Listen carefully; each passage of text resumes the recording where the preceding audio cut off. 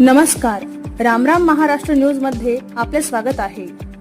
सुप्रसिद्ध दाते पंचांगकर्ते मोहन दाते यांचा ग्रस्तोदित चंद्रग्रहण विषयक खुलासा पाहूयात। आमचे प्रतिनिधी उमेश जोशी यांचा सविस्तर रिपोर्ट। नमस्कार, मी मोहन दाते पंचांगकर्ते। यावर्षी 2 मार्च सोमवारी होलिका दहन आहे। ते संध्याकाळी सूर्यास्तानंतर नेहमीप्रमाणे प्रदोष कालामध्ये आपण होलिका दहन करावायचे आहे। दुसऱ्या दिवशी पौर्णिमा प्रदोष काळात नसल्यामुळे 2 मार्च रोजी चतुर्दशी या दिवशी सूर्यास्तानंतर आपण नेहमीप्रमाणे भद्रास्ताना सुद्धा होलिका दहन करावायचे आहे। 3 मार्च रोजी दुसऱ्या दिवशी म्हणजे मंगळवारी धुलीवंदनाचा दिवस आहे। या दिवशी चंद्रग्रहण आहे आणि हे चंद्रग्रहण ग्रस्तोदित असल्याने सूर्यास्तानंतर संध्याकाळी 6:48 च्या काळामध्येच ते फक्त आपल्याला दिसणार आहे किंवा त्याचा तो तेवढाच पर्वकाल आहे। त्याचा स्पर्श हा दुपारी 3:20 आहे। तो स्पर्श आणि मध्य हे दिवसा असल्यामुळे आपल्याला भारतामध्ये ते दिसणार नाहीये। तर फक्त संध्याकाळी सूर्यास्तानंतर आपल्याला अल्पकाळ हे चंद्रग्रहण दिसणार आहे।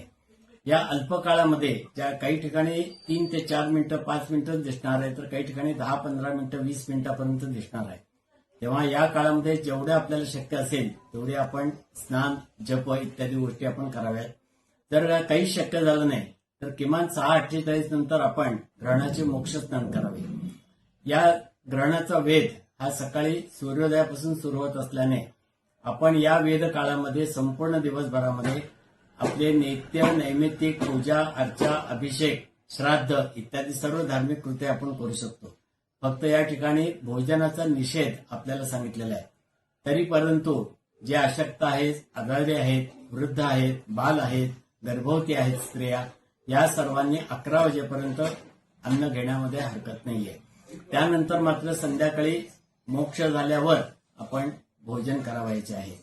अर्थात या सर्व गोष्टी करता येत असल्यामुळे जो धुलीवंदनाचा दिवस आहे त्या दिवशी आपण धुलीवंदन, होळी म्हणजे रंग खेळणे इत्यादी सर्व गोष्टी आपण दिवसभरामध्ये करू शकतो। त्याला कोणताही निषेध नाहीये। तेव्हा धुलीवंदनाच्या दिवशी जरी चंद्रग्रहण असले तरी आपण होळीचा सण म्हणजे रंग खेळण्याचा सण हा आपण साजरा करू शकतो। आणि तेव्हा या होळीच्या निमित्ताने आपणा सर्वांना हार्दिक शुभेच्छा।